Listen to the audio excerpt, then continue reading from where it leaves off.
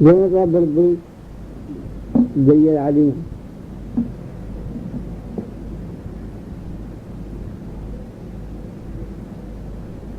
بات تو ایسے موڑتے ہیں کہ اس میں غیر مسلم بحیثیت علم کے اہل علم کی دو جماعت ہیں. عقائدی مسائل ایسے ہیں کہ اکثر تو اسلام سے تعلق رکھتے ہیں، بعض مسائل اس قسم کے ہیں کہ جو عام فطرت انسانی سے تعلق رکھتے ہیں، تو اس میں حکماء کا بھی اور اہل اسلام کا دونوں کا مقابلہ ہے، پھر آپس کے لوگوں کا مقابلہ ہے.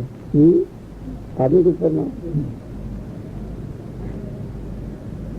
پہلی چیز تو ان کا معافی ضمیر سمجھنا کہ وہ کہتے کیا ہیں، اور دوسری چیز یہ ہے کہ اس میں حق کی تحقیق کر دیں. اور بات چیزیں ایسی عام ہوتی ہیں کہ فریقین ہی غلطی پر ہوتے ہیں اور وہاں حق تو ہے ہی نہیں، اس میں وہ تلاش کرنا بھی بالکل بیکار.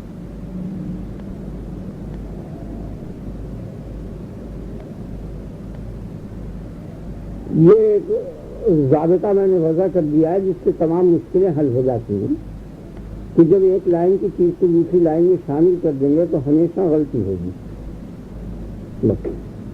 اور یہ اللہ پاک نے اپنے ایک آیت میں اس کو بیان کر دیا ہے، تأمرون الناس بالبر وتنسون انفسکم وانتم تتلون الکتاب افلا تعقلون. لم تلبسون الحق بالباطل یا لا تلبسوا الحق بالباطل، حق کو باطل کے ساتھ نہ پوچھو. اس ملاوٹ سے خرابیاں تمام ہوئی ہیں. اور آج کا مسئلہ یہ ہے کہ اسی حسن قبیح سے تعلق رکھتا ہے کہ جب ہر شے کا حسن جو ہے وہ شرعی ہے اور من جانب اللہ ہے، عقلی نہیں ہے، تو حاکم تمام اشیاء کا صرف اللہ ہی ہے، عقل حاکم نہیں ہے. یہ کسی مرتبہ آ گیا بتاؤں. اب اسی کی یہ فرا ہے کہ اللہ پاک کے فعل کے واسطے علت نہیں ہے.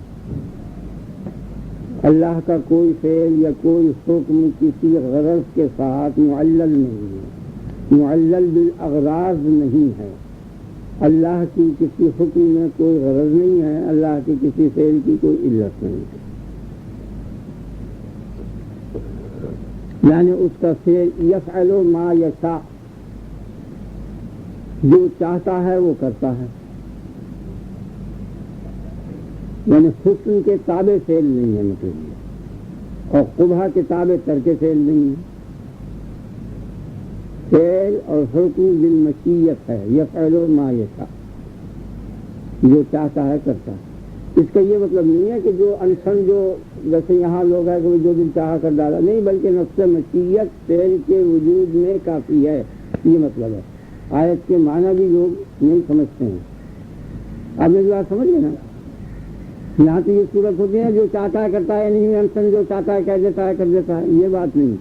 بلکہ جس طرح ہمارے ہاں پہلے مشیت ہوتی ہے، پھر قدرت ہوتی ہے، انسان سب سے پہلے تو حسن اور قبح کا تصور کرتا ہے. جب تک حسن اور قبح کا تصور نہیں ہوتا تو اس وقت تک فعل ہو ہی نہیں سکتا، کچھ بھی نہیں ہوتا، ارادہ ہی نہیں پیدا ہوتا. حسن کے تصور کے بعد لازمی اس شے کا جس شے کا کہ حسن متصور ہوا ہے اس کا ارادہ کرتا ہے. ارادے کے بعد پھر قدرت کو حرکت دیتا ہے، پھر قدرت تمام اعضاء کو حرکت دیتی ہے، اور پھر اعضاء ان آلات اور اسباب کو مہیا کرتے ہیں جن اسباب کے ذریعے وہ شے حاصل ہوگی. اگر وہ مکمل طریقے پر ہو جاتی ہے تو وہ شے حاصل ہو جاتی ہے، اگر کچھ اس میں نقص رہ جاتا ہے تو وہ نہیں. یہاں یہ ترتیب ہے، تو وہاں یہ صورت نہیں ہے. وہاں یہ صورت ہے کہ مجرد مشیت ہوئی، مجرد ارادہ ہوا اور فوراً مراد ہو گئی. وہ ارادے سے مراد جدا نہیں ہے، ارادے اور مراد کے درمیان میں مسافت نہیں ہے اور مدارج نہیں ہے کہ ان مدارج کو عبور کرتے کرتے کرتے کرتے پھر مراد تک پہنچے. یہ خدا کی شان ہے.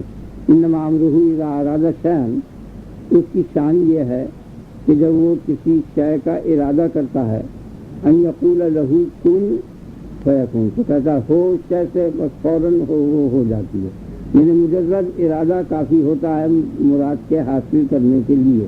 یہ مفہوم سمجھ لینا چاہیے نا پہلے، پھر دلائل وغیرہ تو بعد میں ہوں گے. پہلے اصل مطلب سمجھنا چاہیے کہ دعویٰ کیا ہے.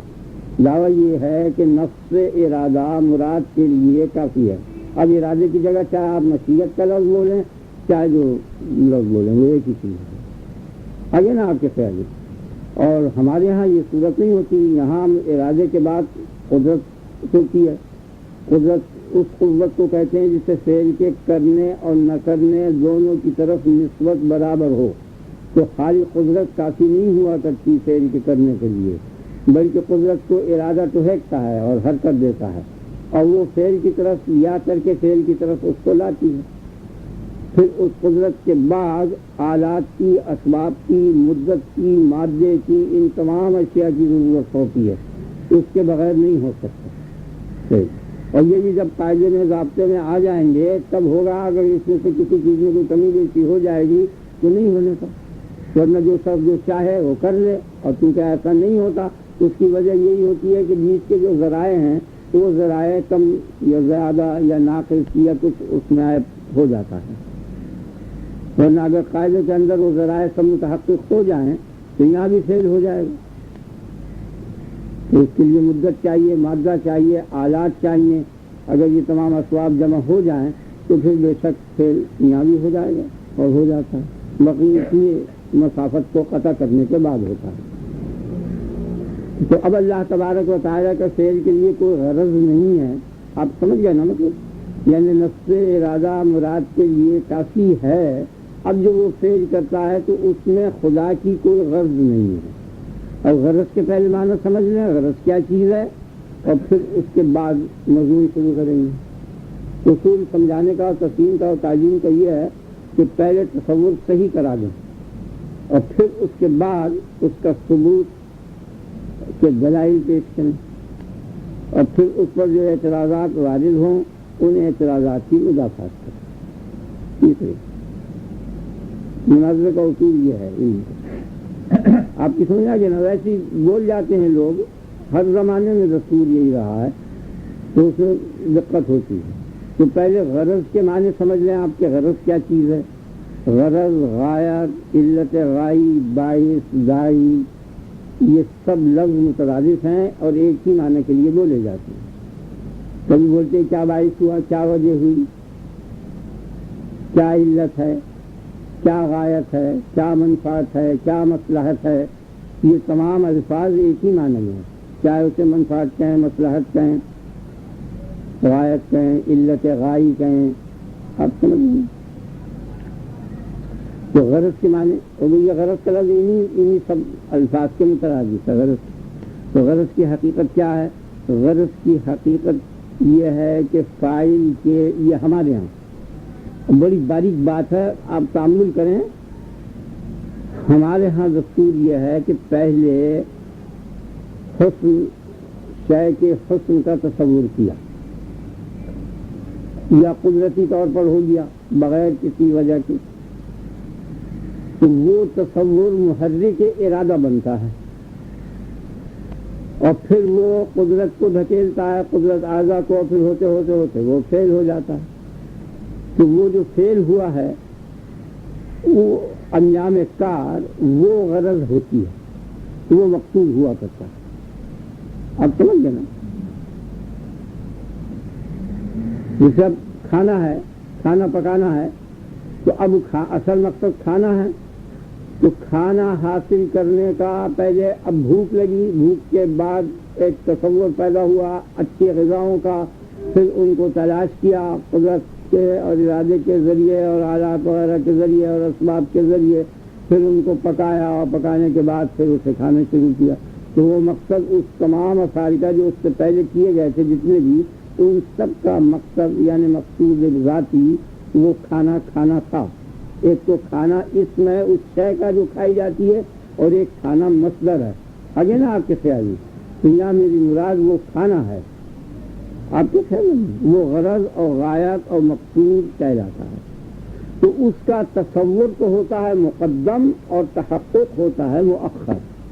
تو ہر فعل کے واسطے یہ چار علتیں ہوتی ہیں اس علت کا نام علت غائی ہے۔ اب وہ شے جو کرتی ہے فعل، اس کا نام علت فاعلی ہے، اور جس شے پر یہ فعل واقع ہوتا ہے اس کا نام علت مادی ہے، اور جس شے کا ظہور ہوتا ہے اس کا نام علت صوری ہے۔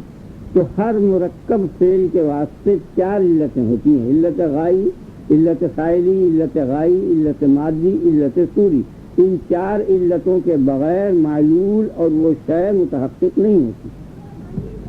آپ نے خیال کیا؟ اور مفرد کے لیے 2 علتیں ہوتی ہیں، مرکب کے واسطے تو مادے اور صورت کی ضرورت ہوتی ہے، اور مفرد کے لیے مادے کی اور صورت کی ضرورت ہے۔ مادہ ہی نہیں تو صورت کیا؟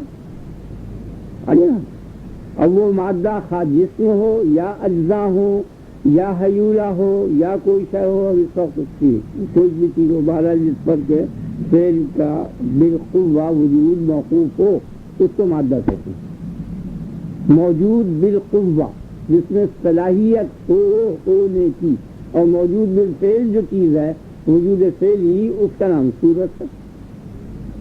یہ سب الفاظ بولے جاتے ہیں فلسفیوں کی اصطلاح میں اور زبان میں، مگر اس کے معنی عام طور پر نہیں سمجھتے، کتابوں کے پڑھنے سے نہیں سمجھ میں آتے۔ آپ کو میں نے سمجھا دی، ٹھیک ہو گیا نا؟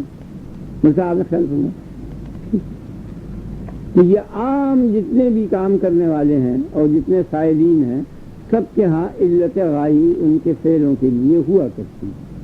تو اب مسئلہ یہ ہے کہ اللہ پاک کے فعل کے لیے اور اللہ پاک کے حکم کے لیے بھی علت غائی ہے یا نہیں ہے؟ تو علماء کی ایک جماعت یہ کہتی ہے کہ ان کے لیے اللہ کے فعل کے لیے علت غائی، غایت، غرض، وجہ ہے، اور ایک جماعت علماء کی یہ کہتی ہے کہ نہیں، اس کے لیے نہیں، اللہ کے فعل کے لیے کوئی غرض، غایت اور کوئی علت نہیں ہے۔ آپ کی سمجھ میں صاف ہو گیا مجھے؟ آگے اب دونوں فریقوں کے دلائل ہیں، وہ میں آپ بیان کرنا۔ آئیے پروفیسر صاحب آگے۔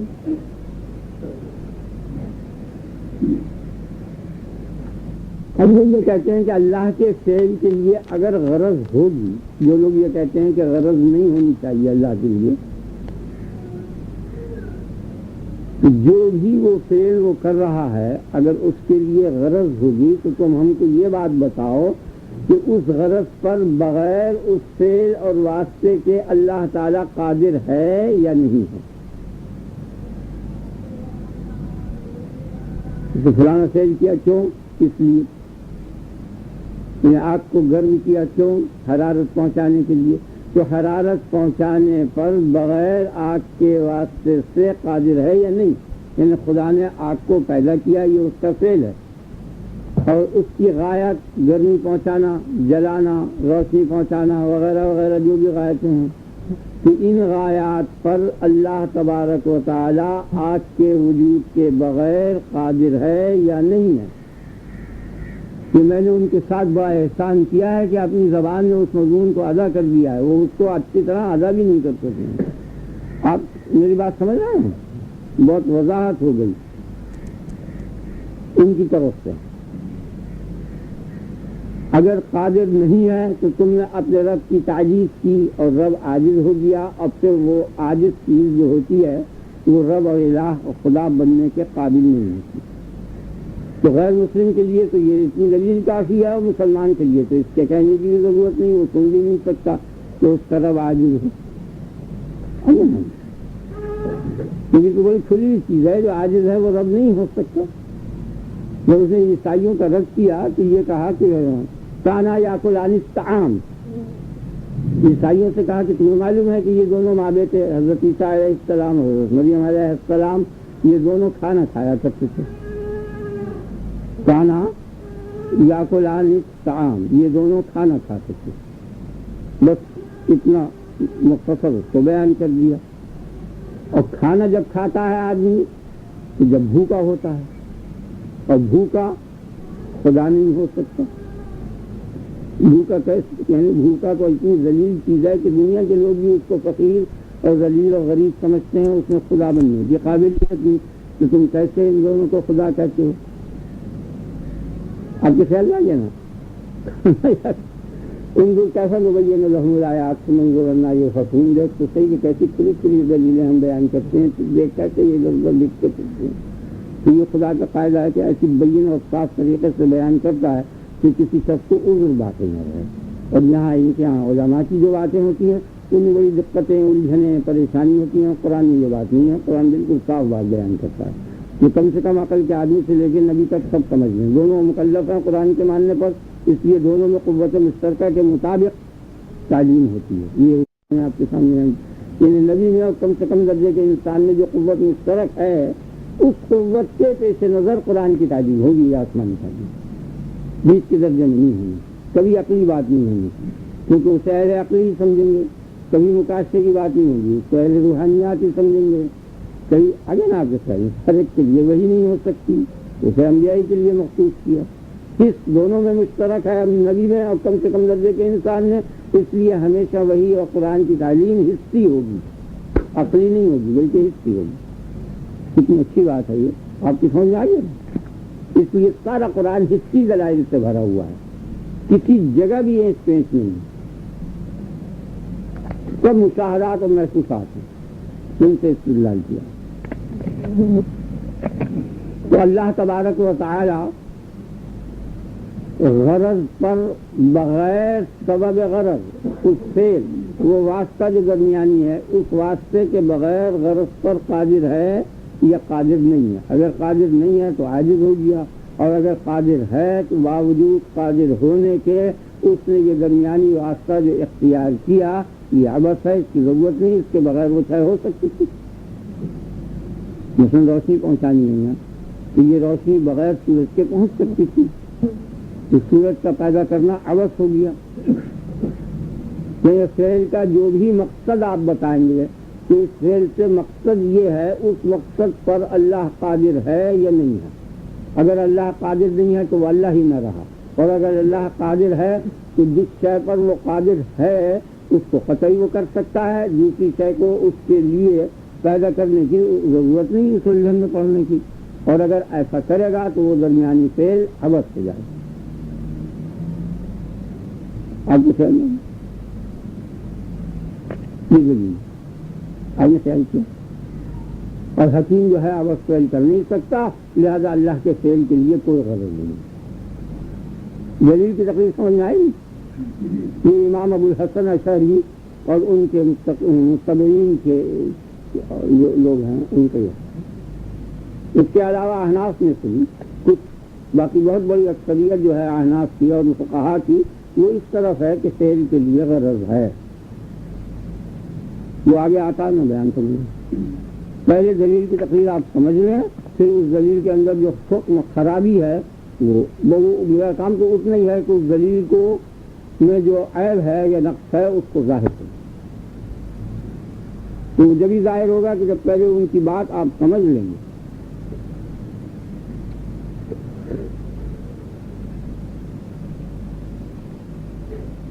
آپ کے خیال میں آ گئی بات؟ یعنی اللہ تبارک و تعالیٰ کے فعل کے لیے غرض نہیں ہے، تو اگر اس کے فعل کے لیے غرض ہوگی تو اس فعل کے توسط سے جو غرض حاصل کی ہے وہ توسط عبث ہو جائے گا، اس لیے کہ اللہ تعالیٰ بغیر توسط کے بھی اس غرض اور اس مراد کو حاصل کر سکتا تھا۔ ٹھیک ہو گیا؟ باقی یہ دلیل غلط ہے اور ٹھیک نہیں ہے، چلی آ رہی ہے برابر ہزاروں برس سے، سینکڑوں سال، غلط ہے کہ اس کے بغیر وہ قادر تھا اور پھر اس نے نہیں کیا۔ آگے نا آپ کے خیال میں غلطی اس کے اندر یہ ہے کہ یہ حس و مشاہدے کے خلاف ہے، یعنی بعض چیز ایسی ہوتی ہے کہ عقل میں آتی ہے لیکن جب اسے واقع پر منطبق کرتے ہیں تو وہ منطبق نہیں ہوتی، تو ہر وہ عقلی بات جو محسوس پر منطبق نہ ہو وہ غور غلط ہوتی ہے، یاد رکھیے یہ کلیہ قاعدہ۔ آپ سمجھیں میری بات؟ یعنی معقولات اگر آگے چلتے چلتے چلتے چلتے محسوسات پر نہ ٹھہریں اور ان کے مبادی اور ابتدائی مقدمات حصی نہ ہوں تو وہ سارا عقلی علم بیکار ہے، غلط ہے۔ اگر حص شہادت دے گی تب جا کے وہ معتبر ہوگا اور نہیں. یعنی حس کے خلاف جو ہے عقل کا عمل اور غور و فکر جو ہے وہ غیر معتبر، اس کا کوئی اعتبار نہیں. تو یہ دلیل جو ہے عقلی ہے صرف، باقی یہ محسوسات کے خلاف ہے اور واقعات کے خلاف ہے، غلط ہے. اس لیے تمام مرکبات موجود ہیں، اب تمام اشیاء مرکبہ اس وقت سامنے ہمارے موجود ہیں، اور یہ بنے ہیں مفردات کے واسطے سے. آپ نے خیال کیا نا، اجزاء لا یتجزا ہو یا صورت اور مادہ ہو، اس سے جسم بنا، اس سے پھر جسم جامد بنا، جسم جامد سے جسم نامی بنا، جسم نامی سے جسم حیوانی بنا، جسم حیوانی سے جسم انسانی بنا، اور یوں برابر بنتا چلا جا رہا ہے. آپ نے خیال کیا نا؟ تو اللہ تبارک و تعالی قطعی انسان کو پیدا کرنے پر بغیر ان اجزاء کے قادر تھا، لیکن اس کے باوجود تمام اجزاء اس نے پیدا کیے، اور پیدا کرنے کے بعد ان افعال کے توسط سے انسان کو پیدا کیا. بالکل مثال ایسی بین اور بات غلطی ہوئی ہے کہ کچھ نہیں. آپ نے خیال کیا نہیں سننا ہے. یعنی مطلب یہ ہے کہ تم جو یہ کہتے ہو کہ غرض پر قادر ہے بغیر واسطے کے، تو اس کی ضرورت نہیں ہے، بغیر وسائل سامنے موجود ہیں، مشاہدہ ہو رہا ہے کہ واسطے سے پیدا کر رہا ہے. یعنی یہ کیوں پیدا کیا، اس لیے یہ کیوں پیدا کیا، اس لیے یہ کیوں پیدا کیا، اس لیے یہ کیوں پیدا کیا، اس لیے تو سامنے مشاہدہ موجود ہے. مشاہدے کے خلاف استدلال کی ضرورت نہیں. یعنی مرکبات موجود ہیں، اور مرکبات جو ہیں وہ مفردات اور اجزاء کے بغیر متحقق ہو نہیں سکتے. اس لیے پہلے اجزاء کو پیدا کیا اور پھر اجزاء کے بعد مرکبات کو پیدا کیا. اور یہ بات حق ہے کہ اللہ تبارک و تعالی مرکبات کو بغیر اجزاء کے پیدا کر سکتا تھا. ٹھیک ہے، تو ہم نے اس بات کو تسلیم کر لیا کہ وہ قادر ہے اس بات پر کہ غرض کو بغیر توسط فعل کے پیدا کر دے. قادر ضرور ہے وہ، آگے نا آپ کے خیال. لیکن قادر ہونے سے یہ لازم نہیں آتا کہ جس شے پر اللہ تعالیٰ قادر ہو اور اس کو ترک کر دو. ہم سمجھا، یعنی اللہ تبارک و تعالیٰ اس بات پر قادر ہے کہ انسان کو پیدا کر دے بغیر اجزاء کے، لیکن اس سے یہ لازم نہیں آتا کہ اب جو اس نے پیدا کیا ہے اجزاء سے، اور اب وہ اجزاء پر بھی قادر ہے، واسطوں پر بھی قادر ہے، واسطوں کے ذریعے ذی واسطے کو پیدا کیا. تو اس سے یہ لازم نہیں آتا کہ اگر کسی شے پر قادر ہو تو اس کے علاوہ کسی دوسری شے پر بھی وہ قادر ہو تو اس قدرت کا وہ استعمال نہ کرے. آگے نا بالکل کھلی. اب برابر ہم دیکھتے ہیں حصی مشاہدہ موجود ہے کہ ہاتھ سے ہر شے ہم کھا سکتے ہیں، بریانی بھی، پلاؤ بھی، تمام چیزیں یہ نہیں، اور برابر کھائی جاتی تھی. لیکن چمچے کے واسطے سے بھی کھاتے ہیں، تو چمچے کے واسطے سے کھانا فعل عورت نہیں ہے. نہیں آیا آپ کے کل میں نے کہیں بڑی اچھی مثال بتا دی. آپ ہاتھ سے کھا سکتے تھے، اور چمچے کے واسطے سے بھی کھاتے ہیں، تو چمچے کے واسطے سے یہ نہیں کہا جا سکتا کہ اگر ہم قادر ہیں کھانے پر بغیر چمچے کے تو چمچے کا ہونا عبث ہو. اور عبث جو ہے وہ عقل کی شان سے بعید ہے. تو یہ جتنے وقلاء ہیں اور جتنے بادشاہ ہیں اور بڑے بڑے آدمی ہیں سب چمچوں سے کھاتے ہیں، تو یہ بے عقل تو نہیں ہے نا، اور نہ یہ عاجز ہے. آگے نا آپ تو ہاتھ سے کھاتا ہے آدمی، اور اس کے باوجود وہ چمچے سے بھی کھاتا ہے. چمچہ واسطہ ہے اس کو، چمچے سے تمام چیزیں کھائی جاتی. چائے پیتا ہے وہ منہ سے لگا کے پی سکتا ہے، چمچے سے بھی پیتا ہے. ابھی سوڈا پینے کی نلکی آنی نہیں پی لیتے ہیں نا، پہلے اب نلی سے ہی پیتے ہیں. یہ وسائل جو ہیں یہ عبث نہیں تھی، باوجود ہے کہ قادر ہے اس پر. یہ بات نہیں ہے کہ کوئی عاجز ہے، ہاتھ کٹا ہوا ہے یا کچھ ہے، اس کے لیے ہے مجبوری ہے. نہیں، جس کا نہ کوئی ہاتھ کٹا نہ کچھ بالکل تندرست ہے، سب باتیں ہیں، اس کے باوجود قادر ہوتے ہوئے وہ فعل کو کر رہا. آپ میری بات سمجھ گئے نا؟ مثال آپ نے خیال فرمایا، مثال کتنی حسین اور اچھی ہے جو اس مقصد کو سمجھا دیتی ہے. اور آپ کے سامنے تو مشاہدات موجود ہیں، لہٰذا یہ دلیل بالکل غلط ہے اور اس میں کوئی نہیں. ویسے دلیل کا جہاں تک تعلق ہے، اگر مشاہدات سے نہ لگائیں آپ اور منطبق نہ کریں تو اس میں پھنس جاتا ہے. کوئی واسطہ آبس ہے، واسطے کی کیا ضرورت ہے؟ بغیر واسطے کے بھی وہ پیدا کر سکتے تھے. آگے نا آپ کے خیال ہے بغیر کسی امر نہیں کیا، بغیر تکلیف کیا، بغیر دین کیا، اللہ تبارک و تعالیٰ جنت میں بھیج سکتا تھا نہیں آدمیوں کو؟ پھر اس قسم کی تبلیغوں کی اور ان چیزوں کی ضرورت کیا تھی؟ آگے نا آپ. اور یہ واقعہ ہے کہ پہلا انسان جو تھا اس کو بغیر کسی امر نہیں کیا اور بغیر کسی محنت شاقہ کے جنت میں بھیجا. پہلے جو آدمی کو بنایا تو سب سے پہلے تو بغیر کسی مذہب کے اور دین کے تبلیغ وغیرہ کچھ نہیں کی، سرے سے اس کو شروع ہی تھی. اس کو کہا کھا پیو آرام کرو. اب جو اتنی مشقتیں کرنے کے بعد لوگ جا کے اب کہیں کھائیں گے پیئیں گے، پہلا جو انسان تھا اس کو ویسے ہی کر دیا. قادر وہ اس پر بھی تھا، اس پر بھی. خیال میں آ گیا نا؟ اب سمجھ گئے نا؟ نہ وہ آوستہ نہیں یہ آوستہ دونوں چیزیں اور واسطے موجود ہے. آپ کے خیال میں بات ہے. ایک بات انہوں نے یہ کہی کہ اب تم یہ بتاؤ کہ یہ غرض کس کی طرف ہے آئی؟ پیدا کرنے سے فلاں غرض کے لیے یہ پیدا کیا، یہ غرض یا خدا کی طرف عائد ہے. اگر خدا کی طرف عائد ہے تو غرض کسے کہتے ہیں؟ فعل کے کرنے سے نہ کرنے پر ترجیح ہو، فعل کو کرنا نہ کرنے پر رجحان ہو، یہ معنی غرض کے. آپ سمجھ گئے نا؟ یعنی فعل اور ترک فعل کی طرف اگر نسبت برابر ہے تو فعل ہونے ہی کا نہیں، کرنے ہی کا نہیں. کرے گا جب فعل جو ہے خیال میں راجع ہوگا کہ اسے کرنا چاہیے، تو وہ کرنا چاہیے کے جو معنی ہیں وہ احتیاج کے ہیں کہ اس کی ضرورت ہے اور اس ضرورت کو پورا کرنے کے بعد سے اس فعل کو کیا جاتا ہے. اور یہ دوسری دلیل آپ نے خیال فرمایا. جیسے اب کھانا کھائیں گے تو اب کھانا کھانا اور نہ کھانا، تو کھانے کو نہ کھانے پر جو آپ نے ترجیح دی ہے، یہ ترجیح جو ہے کس بنیاد پر ہے؟ کہ وہ جو بھوک لگ رہی ہے، وہ حاجت جو ہے، وہ حاجت دور ہو یا جو اس میں لذت ہے وہ حاصل ہو. جلب منفعت اور دفع مضرت کے لیے فعل کو ترک فعل پر ترجیح دی جاتی ہے یا ترک فعل کو فعل پر ترجیح دی جاتی ہے. تو وہ ترجیح دی جانے کے معنی کیا ہوتے ہیں؟ کہ وہ حاجت جو ہوتی ہے اس حاجت کو پورا کرنا مقصد ہوتا.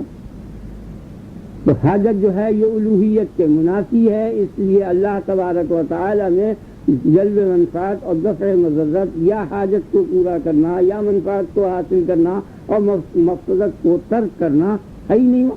اس لیے اس کا کوئی فعل کسی غرض کے لیے نہیں ہونے کا. یہ دوسری دلیل بیان کی ہے. آپ نے خیال کیا؟ میری بات سمجھ آ گئی نا؟ ٹھیک ہے، یہ بات صحیح ہے کہ اللہ پاک کو کوئی حاجت نہیں ہے، نہ منفعت کی ضرورت ہے اور نہ مضرت کی مدافعت کی ضرورت ہے.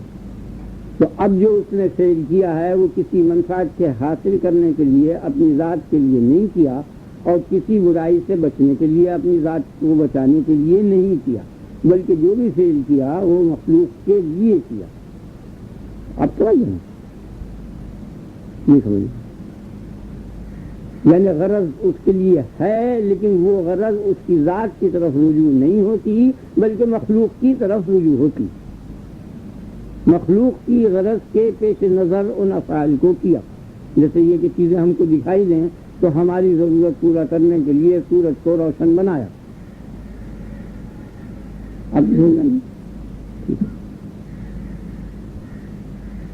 ہمیں خیال فرما یہ دلیل ٹوٹ گئی، غلط ہے. خدا کی ذات کو ضرورت نہیں ہے، یہ صحیح ہے، لیکن بندے کو ضرورت ہے. بندے کی ضرورت کے پیش نظر وہ غرض ہے.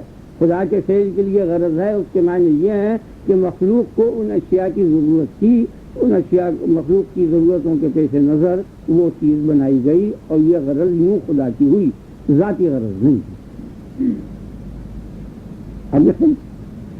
اب انہوں نے ایک اعتراض کیا اس کے اوپر کہ یہ بندے کی غرض کی طرف متوجہ ہونا خدا کا، اس توجہ سے کہ بندے کی غرض کے پیش نظر فعل کرنا، یعنی غرض کی غرضیت، غرض کے لیے غرض. اب سمجھا جناب؟ اس غرض کی خدا کو ضرورت ہے یا نہیں ہے؟ میرے بندے کے ضرورت کو پورا کرنے کی غرض جو ہے اس کے لیے تو یہ فعل پیدا کیا. اچھا یہ ٹھیک ہے کہ بندے کی غرض کے لیے اسے پیدا کر دیا، لیکن بندے کی غرض کے لیے پیدا کرنا یہ بھی خدا کی غرض ہے یا نہیں؟ آگے اگر خدا کی غرض ہے تو خدا محتاج ہو گیا، اگر خدا کی غرض نہیں ہے تو فعل بیکار ہو گیا. نہیں ہونے کیا ضرورت ہے؟ بندہ ہو یا نہ ہو، بندے کی ضرورت پوری ہو یا نہ ہو، اس کو تو بے نیاز ہونا چاہیے. آگے نا آپ میری بات سمجھ، کیا ضرورت ہے؟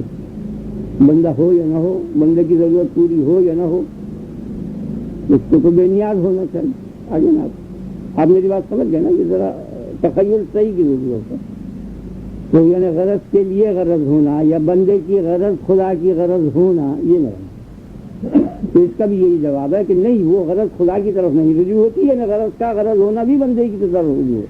جس طرح غرض بندے کی طرف رجوع ہوتی ہے اس طرح غرض کا غرض ہونا بھی بندے ہی کی طرف رجوع ہوتا ہے. اس کا صحیح جواب دیا. آگے آپ اب سمجھ گئے. اب انہوں نے ایک تیسری دلیل یہ بیان کی کہ اگر اللہ کے فعل کے لیے علت ہوگی تو بتاؤ وہ علت قدیم ہے یا حادث؟ اگر وہ علت قدیم ہے تو اس کا معلول قدیم ہو جائے گا. وہ غرض اگر قدیم ہے جس غرض کے واسطے یہ تمام افعال کیے ہیں، وہ غرض اگر قدیم ہے اور علت قدیم ہے تو قدیم علت کا اثر جو ہے وہ بھی قدیم ہو جائے گا. اور یہ محال. اور اگر وہ حادث ہے وہ علت تو حادث کو بھی یہی خدا پیدا کرے گا، کوئی اور کو پیدا کرنے والا ہے ہی نہیں. اور پیدا کرنے کے لیے پھر کوئی غرض ہونی چاہیے، تو اس غرض کے پیدا کرنے کی کوئی غرض ہونی چاہیے. آپ سمجھے؟ ذہن پہنچ گیا نا؟ تو اغراض کا سلسلہ لا انتہا جائے گا، یہ کہیں نہیں ٹھہرنے کا. اور یہ ہے محال. تو دونوں صورتیں محال ہو گئیں، اس لیے غرض نہ قدیم نہ حادث، وہی صورتیں تھی، دونوں محال ہو گئیں، لہٰذا اس کے لیے غرض ہی نہیں. پھر دوبارہ تقریر کر دوں کہ تم یہ بتاؤ کہ یہ غرض جو ہے اور علت خدا کے فعل کی جو علت ہے وہ علت قدیم ہے یا حادث ہے؟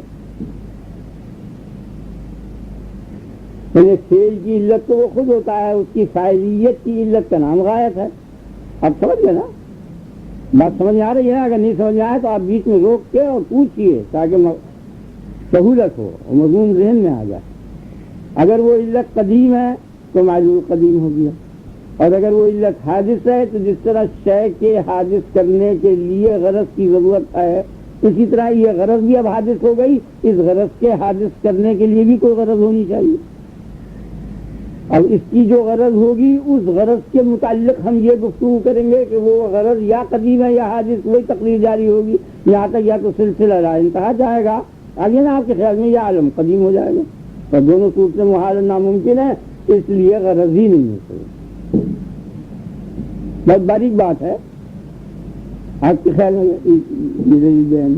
اس پر بہت بڑے اماموں کا اجماع ہے، بہت بڑے عالم متفق ہے دلیل کی پختگی پر. دلیل غلط ہے یہ، اس لیے کہ یہاں دھوکہ ہوا ہے. تم جو یہ کہتے ہو کہ خدا کے فعل کے لیے علت اگر ہوگی تو وہ علت یا قدیم ہوگی یا حادث ہوگی. یہ کون سی علت ہے؟ ایک تو علت فاعلی ہے اور ایک علت غائی ہے. آگے نا آپ علت غائی کی شان یہ ہے کہ تصور میں وہ مقدم ہوا کرتی ہے اور تحقق میں وہ مؤخر ہوا کرتی ہے. یاد رکھیے کہ تم علت غائی کو اگر کہہ رہے ہو کہ وہ اگر قدیم ہوگی تو عالم قدیم ہو جائے گا، یہ غلط ہے. عالم کی تو علت فاعلی ہے اور وہ قدیم ہے، وہ خود خدا کی ذات ہے. آگے نا آپ کے خیال میں یہ تو علت غائی ہے، یہ ازل سے اس کے خیال میں موجود ہے. تو اس کی غایت یہ ہے، غایت یہاں بھی غایت مقدم ہوتی ہے، وہاں ایسا تقدم ہے کہ جس تقدم کے لیے ابتدا نہیں ہے اسی کو قدامت کہتے ہیں. یہ بھی یاد رکھیے، تقدم تو یہاں بھی ہے، ہمارے یہاں بھی مقدم ہوتی ہے علت غائی. پہلے یہ ہوتا ہے کہ گھر سے چلتا ہے مزدوری کرنے کے واسطے تو اس کے خیال میں ہوتا ہے کہ روپیہ 2 روپیہ جا کے کماؤں گا. جاؤ بھائی بیوی بیٹے سب کہتے ہیں باہر جاؤ کام کرو کوشش کرو یہ کرو، تو وہ غایت اس کے خیال میں شروع میں ہوتی ہے، فعل کے کرنے سے پہلے ہوا کرتی ہے غایت. وہ علت اس فعل کی باہر جانے آنے کی، کھودنے پیٹنے نوکری مزدوری وغیرہ دلالی کرنے کی جو علت ہے وہ علت تو پہلے سے موجود ہوتی ہے. کیا نا جناب؟ لیکن یہ وہ علت نہیں ہے کہ جس علت کا نتیجہ فعل ہے، بلکہ یہ فعل کا ثمرہ ہے، یہ علت غائی ہے. یہ مقدم ہمیشہ ہوا کرتی ہے، اور خدا کے یہاں مقدم ہونے کے معنی یہ ہے کہ ایسا مقدم ہو کہ اس مقدم پر تقدم نہ ہو، اس کو قدیم کہتے ہیں، چلو کچھ حرج نہیں، وہ علت غائب قدیم ہے، کوئی حرج نہیں اس میں، اور اس کا جب تحقق ہوگا تو وہ حادث ہو جائے گا، یعنی تصور میں وہ قدیم رہے گی اور تحقق میں وہ حادث رہے گی. اگر نا اب بھی تو خدا کو علم ہے، سورج چاند زمین آسمان کا ازل میں علم تھا یا نہیں؟ تو یہ علم ازلی معلوم کے حادث ہونے کے منافی کب ہے؟ بہت باریک بات ہے، آپ سمجھے نا، میں نے یہ غلطی پکڑی ہے جو مجھ سے پہلے کسی نے نہیں پکڑی. لینے بیٹھے، اور اگر تم یہ کہتے ہو کہ وہ علت حادث ہے تو حادث کے لیے علت ہونی چاہیے، یہ غلط. اس کے اندر بھی وہی نفیس بات ہے، یعنی دونوں شقیں غلط ہیں. چلو ہم نے یہ تسلیم کر لیا کہ فاعل کے فعل کی علت، خدا کے فعل کی علت غائب حادث ہے، ٹھیک ہے، اور حادث کے لیے محدث چاہیے اور دوسری ایک علت چاہیے. نہیں، یہ غلط. اس لیے کہ فعل کے لیے علت ہوگی، علت کے لیے علت نہیں ہونے کی. فعل کے لیے غرض ہوگی، غرض کے لیے غرض نہیں ہونے کی، وہ تو بے ذات ہی غرض ہے. یہ آپ سمجھے میری بات؟ بہت باریک بات ہے. کہتے نا جو غرض کو پیدا کرے گا غرض حادث ہے، غرض کو پیدا کیا اس نے. تو غرض جس طرح اور شیوں کے پیدا کرنے کے لیے کوئی غرض ہوتی ہے، اسی طرح غرض کے پیدا کرنے کے لیے بھی غرض ہوگی. یہ غلط، فعل کے لیے غرض ہوگی، صرف غرض کے لیے غرض نہیں ہوگی، فعل کا نتیجہ ہے وہ. تو جماعت علماء کی حکماء کی دونوں بالکل ان کو کچھ نہیں سوچا کہ غرض کے لیے غرض نہیں ہوا کرتی. یہ تو غرض ثمرہ ہے، نتیجہ ہے فعل کا، اس کے لیے غرض نہیں. اور اس کے بعد میں کہتا ہوں کہ اچھا غرض کے لیے بھی غرض ہوگی اور سلسلہ لا انتہا جائے گا تو ٹھیک ہے.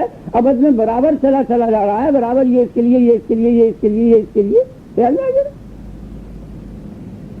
یعنی یہاں کائنات میں ختم ہوتا ہے سلسلہ انسان پر، اور انسان کے لیے، انسان عاقبت کے لیے. اور عاقبت جو ہے وہ ایک مبہم چیز ہے، معین چیز نہیں ہے، اس کے افراد لا انتہا ہیں. پہلے دن جو جنت میں داخل ہوگا پہلے دن کی جنت کے لیے، اور پہلے دن میں جنت میں تیار ہو کے وہ تازہ توازہ ہو گیا. اب دوسرے دن وہ نعمتیں کھانے پینے اور آسائش کرنے کے لیے تیار ہو گیا، اس کی وہ غرض، اس کی وہ غرض. سمجھ جائے گا نا؟ تو ایام آخرت لا انتہا ہے، لا انتہا اگر آپ کا سلسلہ چلا جائے گا، اس میں کیا حرج ہے؟ ماضی میں لا انتہا جانے میں کوئی حرج نہیں. خیال نہیں آ گیا نا؟ یعنی مستقبل میں ماضی میں حرج تھا تو ماضی میں غرض مقدم ہوتی نہیں. اب میری بات سمجھا؟ آپ کے سو بڑا مشکل ہے اور بہت دقیق ہے. یہ نہیں بیٹھ گیا نا آپ؟ یہ انہوں نے 3-4 دلیلیں بیان کی تھیں اور یہ سب غلط ہیں، کچھ نہیں تھا.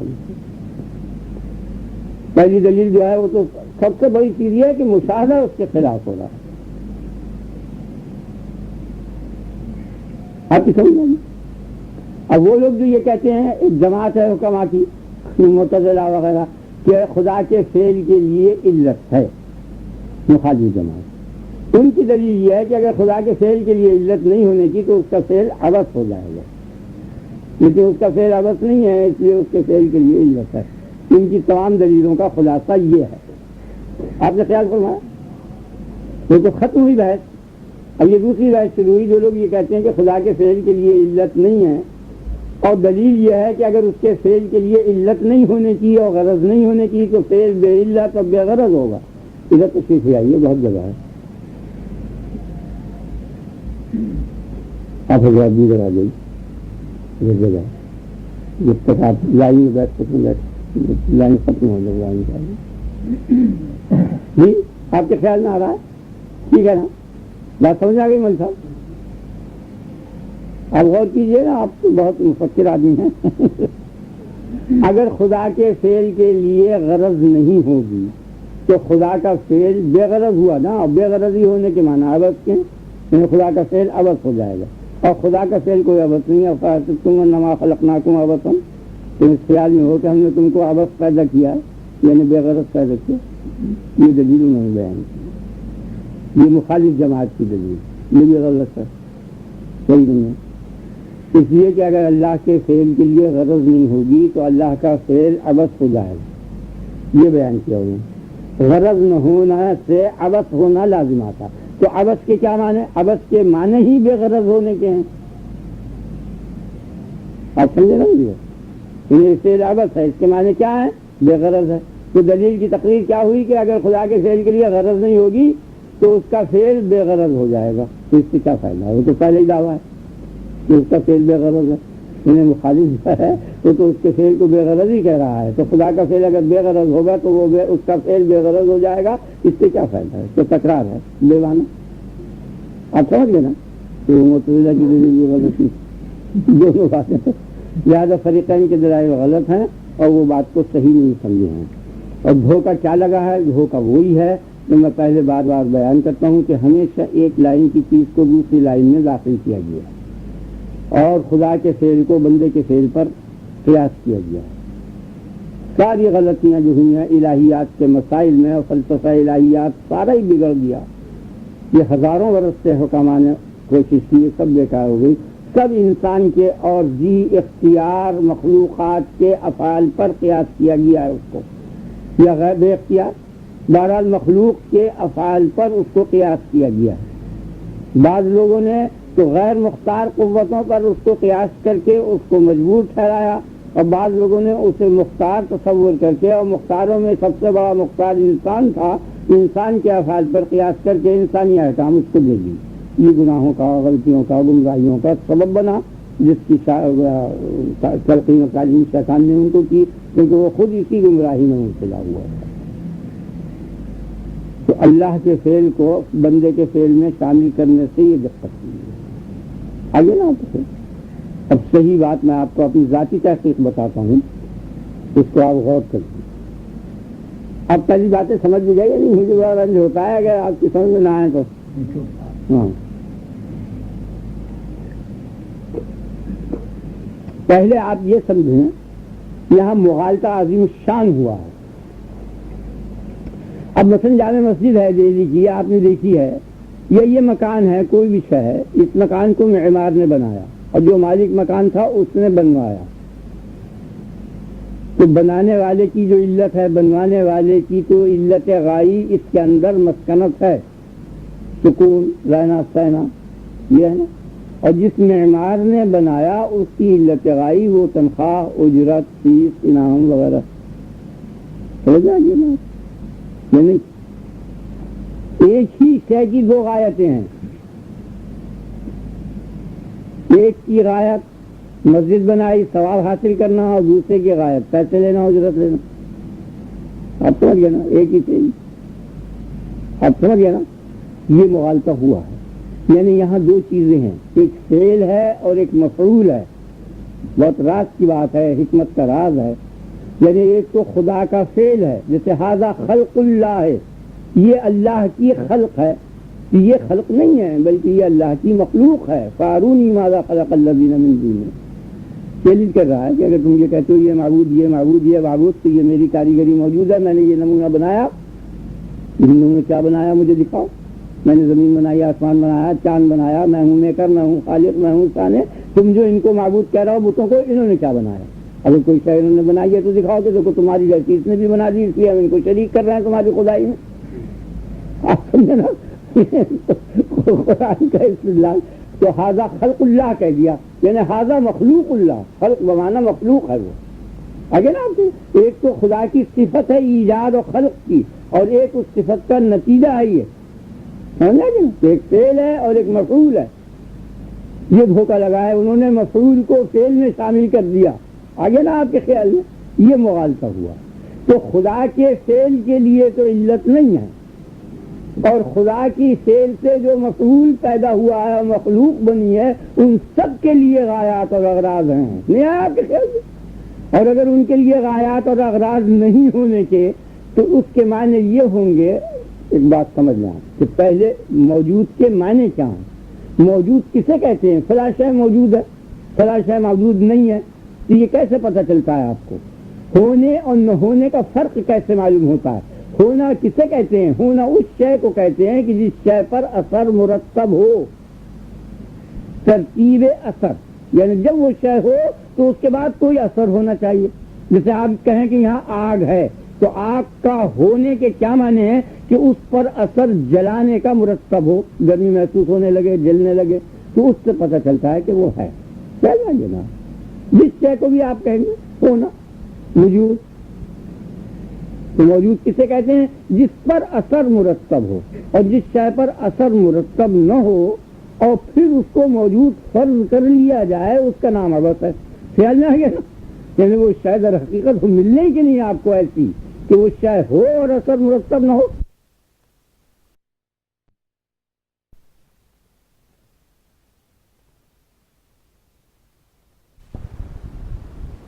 اس لیے کوئی بھی شے عبث نہیں ہے۔ عبث کے کیا معنی؟ یعنی جس کے اوپر اثر مرتب نہ ہو، آگے نا یہی معنی موجود ہونے کے۔ تو جتنی مفعول ہیں اللہ کے، جتنی مخلوق ہے اللہ کی، ان سب کے اوپر سب مبدأ آثار ہیں، ان کے اوپر آثار مرتب ہیں، اس لیے ان سب کی غایتیں ہیں اور سب میں حکمتیں اور مصلحتیں موجود ہیں کہ یہ کیوں بنایا، یہ اس لیے اس میں یہ حکمت، اس میں یہ حکمت، اس میں یہ مقصد، اس میں یہ تمام۔ کوئی شے بے مصلحت کے اور بے حکمت کے خدا کی نہیں ہے۔ وہ کون سی شے؟ جو خدا نے پیدا کی ہے، اور پیدا کرنا جو ہے ان اشیاء کا، اس کے لیے کوئی غرض نہیں ہے، اس کی کوئی علت غائی نہیں، وہ بالمشیت ہے۔ یہ میری تحقیق ہے، اب دلیل بیان کروں گا بعد میں، آپ مفہوم سمجھ لیں۔ کیا میں نے کیا فرق بتایا کہ خدا کا ایک تو فعل ہے اور ایک خدا کا فعل سے جو شے بنی ہے مفعول یا مخلوق وہ ہے۔ کہ یہاں کیا ہوا ہے دھوکہ؟ یہاں یہ دھوکہ ہوا ہے کہ خلق میں مخلوق کو فعل میں مفعول کو داخل کر دیا اگر نا تو مفعولوں میں یہ تمام نقصانات، استکمال بالغیر اور یہ سب چیزیں خرابیاں لازم آتی ہیں، لیکن خلق میں کوئی خرابی نہیں لازم آتی۔ اب میری بات سمجھ گئے نا؟ یہ دھوکہ لگا تو حاصل کیا نکلا؟ حاصل یہ نکلا کہ خدا کے فعل کے لیے کوئی علت غائی نہیں ہے، یہ بیٹھے نا۔ اور جو شے جو خدا کے فعل سے بنی ہے، یعنی اس کو بھی خدا کا فعل کہتے ہیں۔ زمین کیا ہے؟ یہ خدا کا فعل ہے۔ آسمان کیا ہے؟ یہ خدا کا فعل ہے۔ یعنی کائنات، تمام مخلوقات، ان سب کے لیے علت غائی۔ تو اگر ان کے لیے علت غائی نہیں ہونے کی، یعنی علت غائی کی یہ معنی کہ وہ شے جس شے کے لیے پیدا کی گئی ہے، لیے کے جو معنی ہے وہ علت غائی کہلاتی ہے۔ روشن روشنی کے لیے ہے، تو لیے ہونا یہ روشن کی غایت ہے اور علت ہے۔ سورج روشنی پہنچانے کے لیے ہے تو روشنی پہنچانا جو ہے یہ اس کی علت غائی ہے۔ سمجھ میں آ گیا؟ تو اگر ان اشیاء کے لیے علت غائی نہیں ہوگی تو ان کو نوچ لیجیے اس میں سے، بے علت غائی کے ہوتے یہ فنا ہو جائیں گے، کوئی شے باقی نہیں رہنے گی۔ نہیں سمجھا؟ پتھر سختی کے لیے ہے، اگر سختی پتھر میں سے نوچ لی جائے اور موم میں سے نرمی، سمجھ میں آ گیا نا؟ تو نہ موم رہے گا نہ پتھر سخت رہے گا۔ بس میں سے ٹھنڈک کو نوچنے کے بعد کیا اثر ہوگا؟ بل ٹھنڈک کا کوئی شے نہیں رہنے گی۔ آگ میں سے اگر حرارت کو نوچ لیا جائے، کھینچ لیا جائے، نکال دیا جائے تو آگ نہیں رہے گی، خاک رہے گی، کوئلہ ہو جائے گا وہ۔ آپ سمجھ گئے نا؟ یہ نہیں، اس لیے ان کے لیے غایتوں کا ہونا لازمی ہے، اور ان کے ایجاد کرنے کے لیے غایت ہونا، آپ سمجھ گئے نا؟ موجد کے لیے اس میں کوئی غایت نہیں۔ بات سمجھ آ گئی نا؟ اب میری بات سمجھ گئے نا؟ اب دلیل سمجھیے کہ اللہ کے فعل کے لیے علت غائی نہیں ہے۔ اس کی وجہ کیا ہے؟ اس کی وجہ یہ ہے کہ علت غائی فرع ہے علت فاعلی کی، یعنی جو فعل کرنے والا ہوگا اس کے لیے غایت ہوگی۔ تو خدا کا جو وجود ہوا ہے وہ بغیر علت کے ہوا ہے۔ آپ سمجھ گئے نا؟ اور ہوا ہے کہ لفظ میں آپ کے سامنے کہہ رہا ہوں، مطلب یہ ہے ہوا ہے نہیں ہے، یہ نہیں ہے اس میں شبہ پڑتا ہے نا کہ پہلے نہیں تھا پھر ہوا، یہ نہیں، بلکہ وہ ہے خدا کا جو وجود ہے وہ بغیر علت کے ہے، یعنی کسی علت کا وہ نتیجہ نہیں ہے۔ آپ کے خیال نہ کہ نا اگر کسی علت کا وہ فعل جس کا نام خدا ہے وہ نتیجہ ہوتا تو اس علت نے جس علت نے اسے بنایا ہے اس کے لیے وہ غایت ہوتی ہے، وہ غایت اس کی غایت کہلاتی۔ نہیں آپ کے خیال جب اس کی ذات کے لیے علت نہیں ہے تو اس کے فعل کے لیے علت یہ نہ کہ نا فعل کی علت کا نام غایت ہے، اس لیے اس کے لیے کوئی غایت نہیں ہے۔ خدا کی ذات کے لیے کوئی غایت نہیں ہے، اس کا وجود کسی کے لیے نہیں ہے۔ یہ بیٹھ گیا نا آپ کے، اس کا وجود اسی کے لیے ہے، غیر کے لیے نہیں ہے۔ غیر جو ہے مخلوقات جو ہے وہاں یہ صورت ہوگی کہ وہ ایک کا وجود دوسرے کے لیے ہوگا، اگر وہاں دوسرے کے لیے نہیں ہونے کا تو وہ شے عبث اور بیکار اور معدوم ہو جائے گی۔ ابھی خیال ہو رہا ہے جیسے مکان، تو مکان کا وجود جو ہے مکان کے لیے نہیں ہے بلکہ وہ رہنے سہنے کے لیے ہے، دوسرے کے لیے ہے۔ اگر رہنا سہنا نہ ہو تو مکان کا ہونا نہ ہونے کے برابر ہوگا، جیسے جنگل، ویسے مکان، اگر اس مکان میں کوئی آن کر نہ رہے تو جس طرح جنگل میں کوئی نہیں رہتا تو دونوں کی ایک حیثیت ہو جائے گی نا۔ آپ سمجھ گئے نا؟ دیوار ہے، اس کا وجود چھت اٹھانے کے لیے ہے، اگر وہ چھت کو نہ اٹھا سکے اور جو ہی چھت رکھی جائے وہ گر پڑے تو دیوار کا ہونا نہ ہونے کے برابر ہوگا۔ خیال نہ گیا، پانی پیاس بجھانے کے لیے ہے، اگر پیاس نہ بجھا سکے پانی تو وہ پانی نہیں ہے، آگ ہے۔ کھانا پیٹ بھرنے کے لیے ہے، اگر اس میں سیری نہ ہو تو وہ بیکار ہے۔ یہ کائنات میں جتنے وجود ہیں یہ سب دوسروں کے لیے ہیں، اور خالق کائنات جو ہے اس کا وجود دوسرے کے لیے نہیں ہے، اس کا وجود اسی کے لیے ہے، اس لیے کہ اس کا وجود اسی سے ہے، اور جس کا وجود اسی سے ہوگا اس کا وجود اسی میں ہوگا۔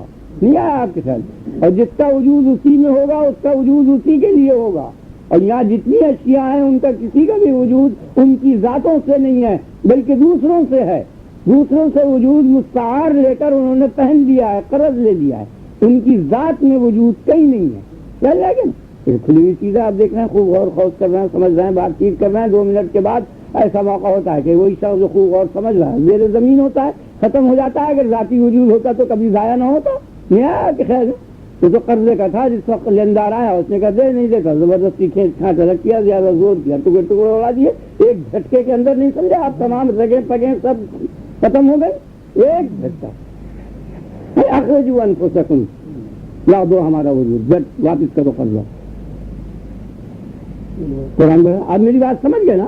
تو ان اشیاء کا وجود ان کی ذات سے نہیں ہے، اس لیے ان اشیاء کا وجود ان کی ذات میں نہیں ہونے کا، اور جب ان کی ذات میں نہیں ہے تو وہ ان کے لیے بھی نہیں ہونے کا۔ آگے نا آپ کچھ نہیں بلکہ غیروں کے لیے ہوگا۔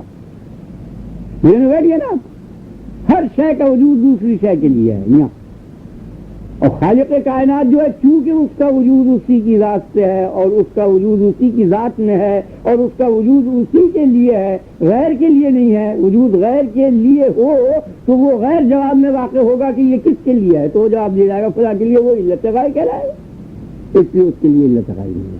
فعل میں آ گیا نا، یہی وجہ ہے کہ اس کے فعل سے سوال نہیں کیا جائے گا، کیونکہ اس کا فعل کسی لیے نہیں ہے نا، نہیں آپ کے فعل میں بیٹھ گیا نا آپ کے، کیونکہ اگر وہ کسی شے کے لیے ہو تو جواب جب پوچھا جائے کہ یہ کیوں کیا تو جواب دیا جائے گا فلاں شے کے لیے کیا، فلاں کام کے فلاں مقصد فلاں بات کے لیے۔ جب وہ غایت ہی نہیں ہے تو اس کے لیے کیا جواب دیا جائے گا؟ لا یسأل عما یفعل، اس کے فعل سے سوال نہیں کیا جائے گا۔ وہ ہم یسألون، اور ان سے سوال کیا جائے گا کیونکہ ان کو دوسری شے کے لیے پیدا کیا، تم نے یہ فعل کس کے لیے کیا تھا بتاؤ، کیونکہ فعل تو لاگو دوسرے کے لیے کرنا ہی پڑے گا۔ خیال میں آ گیا نا آپ کے، تو اس لیے جواب دینا پڑے گا کہ تم نے یہ کیوں کیا، تم نے یہ کیوں کیا، تم نے یہ کیا، اس کے فعل سے سوال نہیں کیا جائے گا۔ آپ میری بات سمجھ گئے نا؟ میری بیٹھ گیا نا؟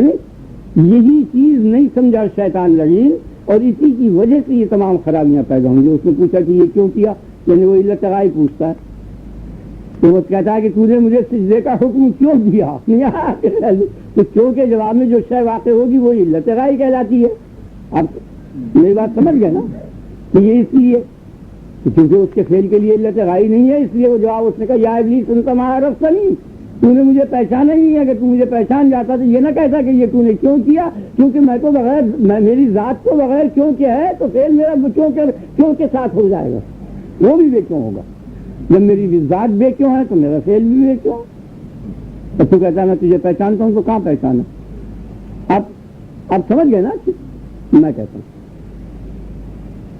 سمجھ جائیں، اور اس بات بہت دھوکا ہوا ہے اور بڑی سخت غلطی ہوئی ہے شیطان لعین سے، اور اس غلطی میں سارا عالم مبتلا ہو گیا۔ شروع غلطی تو وہیں سے ہوئی ہے نا، تمام مبدا غلطیوں کا کل عیب وہیں سے چلے نا۔ یہ سب پھر جھوٹی قسم کا یہ تمام جھوٹ وغیرہ سب، پہلی بار جھوٹ کا وجود ہوا ہے، سچ کا نہیں ہوا۔ اب دیکھیے، اب غور کیجیے، یہاں یہ دیکھنا ہے کہ اللہ پاک کی معرفت کا ذریعہ کیا ہے، یعنی شناخت اللہ کی کیوں کرو گی، کون سی شے ہے کہ جس شے کی بنا پر آپ نے خدا کو پہچانا، یہ چیز سمجھنا۔ ابتدا سے آپ لے لیجیے، نبادی کلام کا طریقہ یہ ہے کہ جتنے مشترک اجزاء ہیں شناخت کے ان سب کو آپ جمع کر لیں کہ یہ ذریعہ ہو سکتا ہے، یہ ہو سکتا ہے، یہ ہو سکتا ہے، یہ ہو سکتا ہے، یہ ہو سکتا ہے، شناخت کے جتنے ذرا یہ اللہ کیا ہے، جواب میں کیا واقع ہوگا؟ آگے نا آپ کے خیال میں اللہ کیا ہے؟ خدا کی معرفت یہ ہے نا کہ اللہ کیا ہے، تو اس کا جواب کیا ہوگا اور کیا طریقہ ہے اس کے سمجھنے میں؟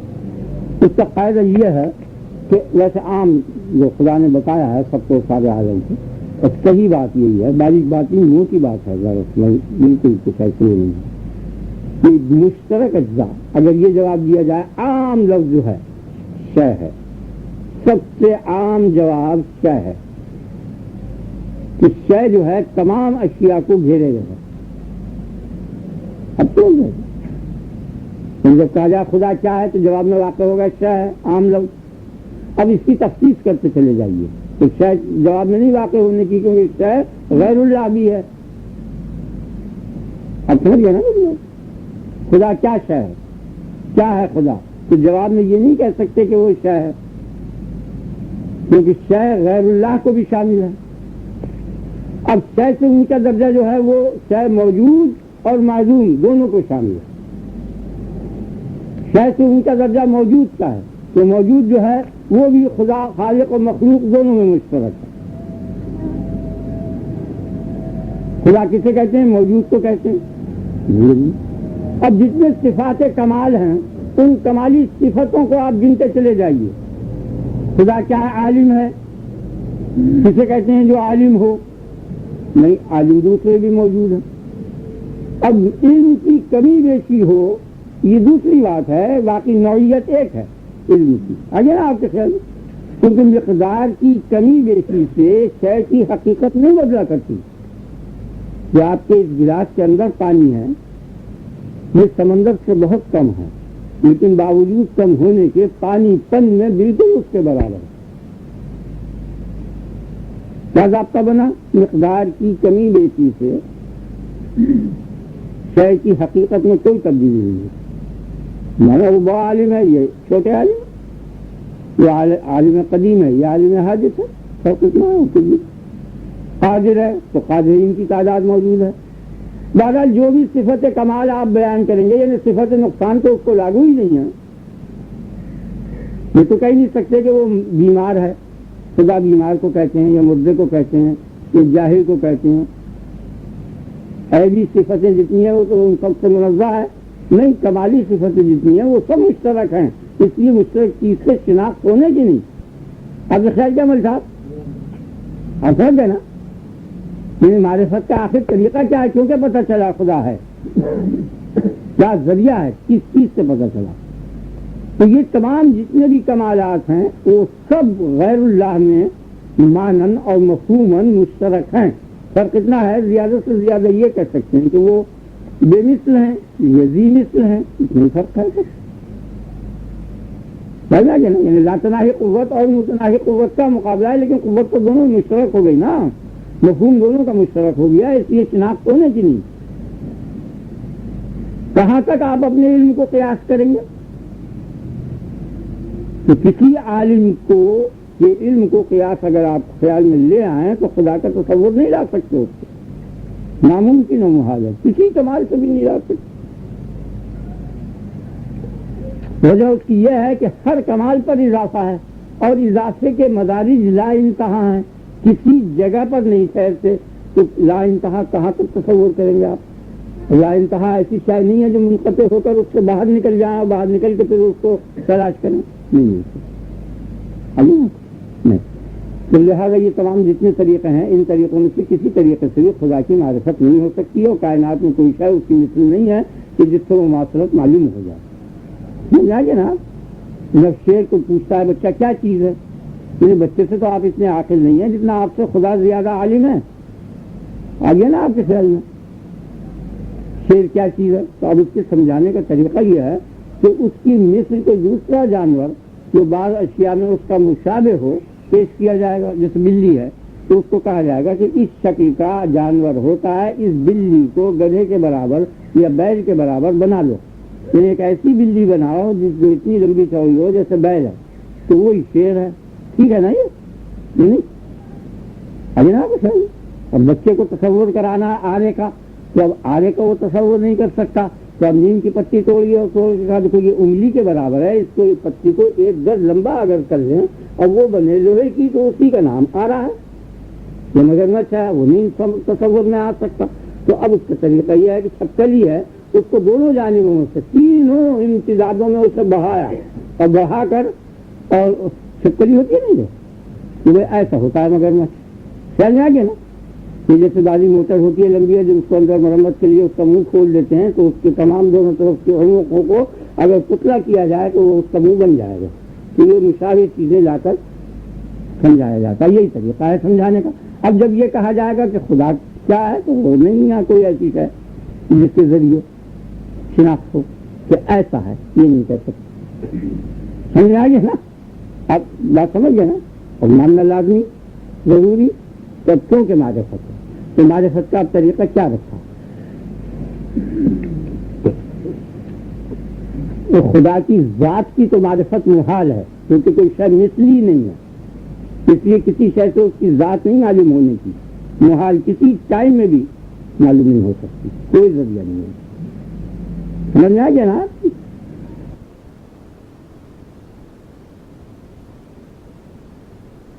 محال کسی ٹائم میں بھی معلوم نہیں ہو سکتی، کوئی ذریعہ نہیں ہے. سمجھ میں آ گیا نا.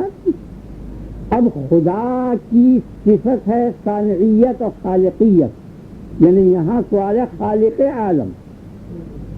ایک مفہوم تو ہے خالق عالم اور ایک مفہوم ہے اس خالق عالم کا مصداق. تو اس کی جو ذات اور مصداق ہے وہ تو مجہول ہے، بالکل پتہ نہیں چل سکتا، محال اور ناممکن. لیکن بواسطہ صانعیت آپ سمجھ رہے ہیں نا، میری بات سمجھ رہے ہیں نا. یعنی صانع عالم اور خالق عالم جو ہے، عالم کا بنانے والا اور صنعت کا پیدا کرنے والا، اس مصنوعات کا اس وقت کے ساتھ وہ جانا جائے گا اور کسی طرح سے نہیں جانا جانا. اور میری بات سمجھ لیں.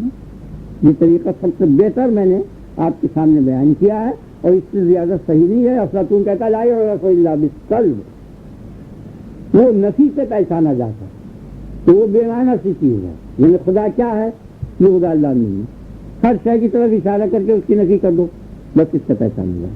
اس میں معرفت کی تکمیل نہیں ہے. امام ابو حنیفہ رضی اللہ عنہ نے فرمایا شیء لا کالاشیاء، ایسی شے ہے جو اور شیءوں جیسی نہیں ہے. تو یہ سب سلبی چیزیں ہیں، اس سے صرف نفی ہوتی ہے، اس بات کا پتہ نہیں ہے.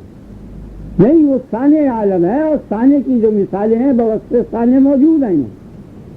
نہیں آپ کے خیال میں تو صانعیت کا اس کی پتہ چلے گا. ذہن میں بیٹھ گیا نا آپ کے، بڑی باریک بات ہے. اور یہ قدماء فلاسفہ کو جو شبے گزرے ہیں وہ اسی چیز کے نہ سمجھنے سے گزرے.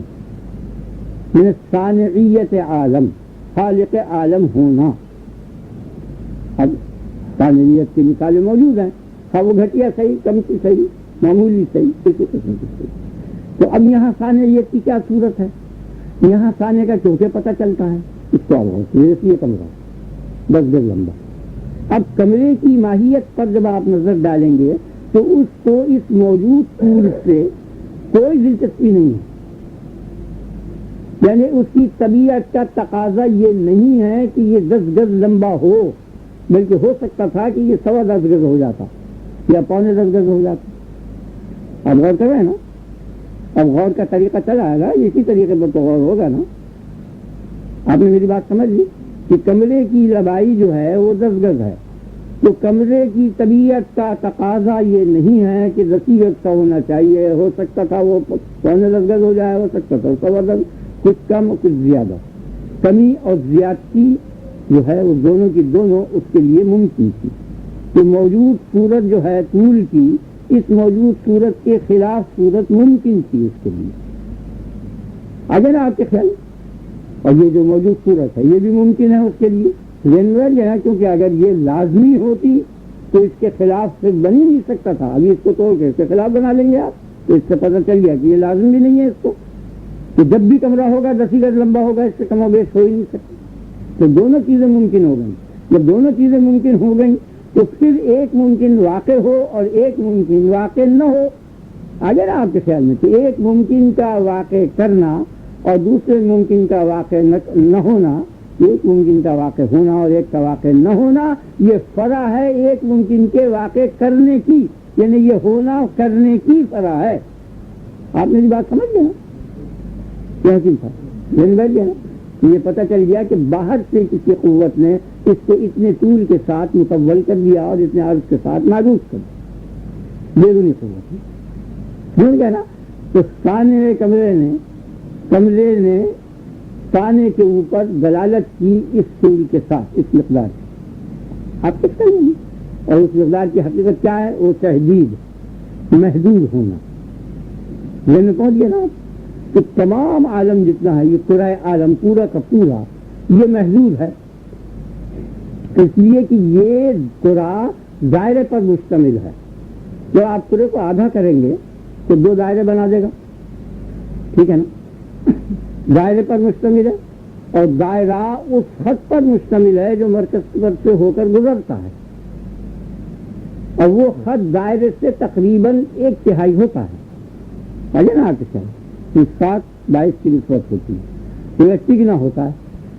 تو یہ تینی مقدار پر مشتمل ہے، 1 گنا 2 گنا 3 گنا، یعنی عدد پر مشتمل ہے، اور عدد کے لیے تحدید ہے۔ سمجھ میں آ گیا نا آپ کے؟ تو پورا عالم پورا کا پورا جسم جو ہے یہ سب کا سب محدود ہو گیا، آ گیا نا آپ کے خیال میں؟ تو اس تحدید کے اندر 1 انچ کی کمی اور زیادتی دونوں ممکن تھی، اور وہ نہ ہوئی، بلکہ موجود طول اور عرض کے ساتھ زمین اور آسمان اور تمام کرے بنے، جس عرض کے ساتھ اور طول کے ساتھ اب ہیں، وہ اس سے زیادہ بھی ہو سکتے تھے، اس سے کم بھی ہو سکتے تھے، لیکن اس کے باوجود وہ نہ ہوئے اور یہ ہو گیا، تو معلوم ہوا کہ یہ ہونا کسی کرنے کا نتیجہ ہے، وہی صانع عالم ہے۔ خیال آ گیا نا؟ تو صانع کا پتہ چلا کس بات سے؟ کہ 2 ممکن چیزوں میں سے محض اپنے قہر سے کسی ایک کو ترجیح دے کر واقع کر دینا، یہ ہے آپ کے خیال میں، بس، یعنی بغیر وجہ کے فعل کا کر دینا، اس سے صانع عالم کا پتہ چلا ہے، اور کوئی شے نہیں ہے دلالت کرنے والی خدا کے وجود پر بحیثیت صانع۔ سمجھ میں آ گیا نا؟ تو خدا کسے کہتے ہیں؟ جس کے فعل کے لیے کوئی علت نہ ہو۔ اب تم یہ کہتے ہو کہ خدا نے یہ فعل کیوں کیا، اس کی علت کیا ہے؟ اس کو بالکل الٹا کر دیا۔ آپ نہیں سمجھے میری بات؟ یعنی خدا تو کہتے ہی اس کو ہے کہ جس کے فعل کے لیے علت نہ ہو، اور جب تم نے کہا ہم خدا کو جان گئے، تو جاننے کے بعد پھر اس سے تم نے یہ کہا کہ تم نے یہ فعل کیوں کیا؟ ارے یہ کیوں تو الٹا کر دیا۔ خدا تو کہتے ہی اسے ہے کہ جس سے یہ سوال نہ ہو سکے کہ جس سے یہ فعل کیوں۔ نہیں، آپ میری بات سمجھ گئے نا؟ آپ نے خیال فرمایا؟ یعنی دلیل سے یہ ثابت ہو گیا کہ خدا اس کو کہتے ہیں جس کے فعل کے لیے علت نہ ہو۔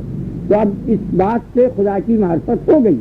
اب معرفت کے بعد یہ کہنا شیطان کا کہ تو نے یہ کیوں کیا، یہ غلط ہوا نا، بےقاعدگی ہوئی نا، اس میں الٹ دیا اس نے، کیونکہ اگر وہ جان جاتا تو یہ سوال ہی نہ کرتا، کیونکہ وہ تو جانا ہی گیا ہے اس چیز سے کہ اس کے فعل کے لیے علت نہیں ہے، اسی بات سے تو وہ پہچانا گیا ہے، اور اس کے پہچاننے کے بعد پھر اس سے الٹی بات یہ کہنی کہ تم نے تیرے فعل کے لیے علت کیوں نہیں بیٹھ گیا، تو یہ غلطی شیطان کی ہے، اس لیے خدا کے فعل سے سوال نہیں ہو سکتا۔ اب ایسے آپ مشاہدہ کر کے دیکھ جائیے کہ اب یہ کپڑا ہے، یہ گرم کیوں ہے؟ اب اس میں آپ تندور پر سے جا کے روٹی لیا ہے تو کہیں گے اس میں گرم روٹیاں رکھی ہوئی تھی، اس وجہ سے گرم ہو گیا، ٹھیک۔ اب روٹی کے متعلق سوال ہوگا کہ روٹی گرم کیوں ہے؟ کیونکہ وہ اس کی ذات کا فعل نہیں ہے نا گرمی کا، ورنہ اگر روٹی گرم ہو تو دائیں گرم ہو، ٹھنڈی روٹی میسر نہ ہے، تو یہ کہا جائے گا کہ ابھی توے پر سے تندور میں سے نکالی گئی ہے، اس وجہ سے یہ گرم ہے۔